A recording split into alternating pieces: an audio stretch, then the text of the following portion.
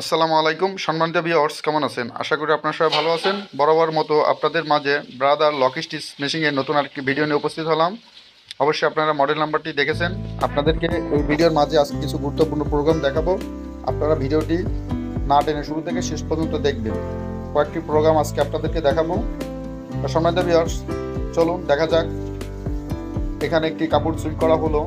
কাপড়টি সুইং করার শেষে এখানে যে সুতো কাটার শেষে এখানে সেলাইয়ের মাথা দেখা যাচ্ছে, এটা টান দিলে খুলে যাবে। তো আমি সর্বপ্রথম কন্ডেন্স স্টিচ সেট করব। কন্ডেন্স স্টিচ সম্পর্কে আপনাদের অনেকে ধারণা আছে। এই কন্ডেন্স স্টিচ কীভাবে এই মেশিনের সেট আপ করবেন সেটা আজকে দেখাবো। এই বাটনের সাহায্যে এখানে ডিসপ্লেতে লক্ষ্য করুন, এখানে প্রথম এবং ব্যাক কোন সাইডে কন্ডেন্স স্টিচ দিবেন সেটা এখান থেকে চালু করতে হবে। তো আমি দোনো সাইড চালু করে দিছি, দিয়ে আপনাদেরকে সুইং করে আবার দেখাচ্ছি। তারপর আপনারা দেখতে পাবেন এই কন্ডেন্স স্টিচ কীভাবে সেট করতে হয়। কয় নিডল করবেন, কয় নিডল গিট্টু দিবেন, জ্যাম হবে, সেগুলো আপনাদেরকে দেখাবো। এই দেখতে পাচ্ছেন এখানে কন্ডেন্স স্টিচ হয়ে গেছে। এই কন্ডেন্স স্টিচ কয় নিডল করবেন সেটা এখন আপনাদেরকে দেখানো হবে এই ভিডিওর মাঝে। আপনারা ভিডিওটি না টেনে শুরু থেকে শেষ পর্যন্ত দেখার চেষ্টা করবেন। আশা করি কন্ডেন্স স্টিচ সম্পর্কে আপনাদের ধারণা হবে। তো এখন এই বাটন আমি এটা চেপে ধরে রাখবো। রাখার পরে এফ অন, এটা হচ্ছে প্রথম সাইড, ফ্রন্ট সাইড। আর তারপর এই যে বি টু, এটা হচ্ছে ব্যাক সাইড। তো আমি ব্যাক সাইডে কন্ডেন্স স্টিচ সেট করব। তারপরে ইন্টার বাটন দিব। দেওয়ার পরে এখানে কয় নিডল কন্ডেন্স স্টিচ দিব সেটা এখান থেকে প্লাস বাটন চেপে বাড়িয়ে নিব। তো এখানে দেখতে পাচ্ছেন 4 নিডল করলাম, আর পাশে যে 0 এটাকে অন করে দিব। এটা অন করে দিলে এটা ব্যাক সাইড হবে। এটাকে অন করে দিব।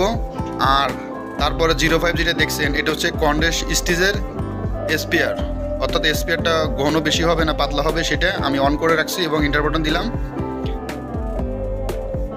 পি বাটন দিয়ে বেরিয়ে গেলাম।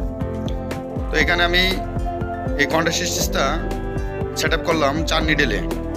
আশা করি কন্ডেন্স স্টিচ সম্পর্কে আপনার ধারণা হলো এই ভিডিওর মাঝে। এভাবে কন্ডেন্স স্টিচ সেট করতে পারবেন। সুতো কাটার শেষে সেলাই এখানে ব্যাক স্টিচ লাগবে না, এটা একটি জাম স্টিচ করে দিবে, তাহলে সুতোটা আর খুলবে না। তো এখানে দেখতে পাচ্ছেন এই যে এখানে ব্যাক স্টিচ ছাড়াই এটা কন্ডেন্স স্টিচ জাম হয়ে গেছে। আশা করি কন্ডেন্স স্টিচ সম্পর্কে এই মেশিনের প্রোগ্রামের মাধ্যমে কিভাবে করলাম আপনি অবশ্যই দেখেছেন।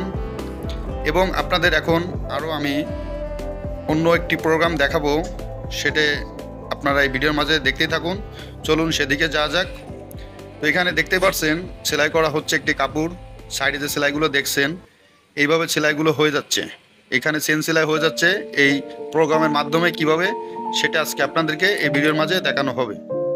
আশা করি বুঝতে পারছেন সেলাইগুলো চেন সেলাইয়ের মতো হয়ে গেছে, এটা ডবল সেলাই হয়ে গেছে। এটা লকস্টিচ মেশিনে এভাবে চেন সেলাইয়ের মতো সেলাই দেওয়া যায়, সেটা আজকে আপনাদেরকে দেখাবো কিভাবে করতে হয়।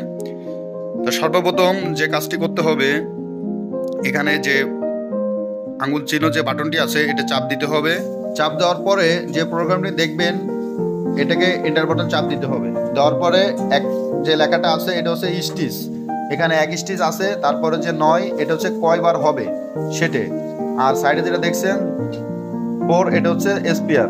তো আমি এখানে 5 নিডল রাখলাম, 1 স্টিচে 5 নিডল চলবে। আর এই সাইডে স্পিয়ার থাকবে 4। এবং তারপরে যে কাজটি করতে হবে এন্টার বাটন আবার চাপ দিতে হবে। দেওয়ার পরে পরের নিডেল এখানে হবে যে স্টিচ এবং স্পিয়ার, এখানে 2 করে দিব। 2 নাম্বার নিডেলে 2 করে দিব পরের নিডেলারই। আর এখানে সেটাকে আমি 2 করে দিব, 2 স্টিচ করব। আর এখানে 2 স্টিচ করব। 2 স্টিচ করার পরে এই সাইডে এটাকে আমি আরেকটা স্টিচ বাড়িয়ে দিব। কয়বার হবে এখানে 3 বার হবে। 2 স্টিচ 3 বার পরের নিডেল এবং স্পিয়ার 2। তো অবশ্যই আপনারা দেখতে পাচ্ছেন এই চেন স্টিচ সেলাইয়ের মতো যে সেলাইটা হচ্ছে এটা এই প্রোগ্রামের মাধ্যমে করতে হয়। এভাবে আপনি ঘন এবং পাতলা করতে পারবেন। আশা করি এই ভিডিওর মাঝে এই প্রোগ্রামগুলো আপনারা দেখতে পাচ্ছেন। এতক্ষণ আপনাদের সবাইকে সাথে থাকার জন্য ধন্যবাদ। খুদা হাফেজ।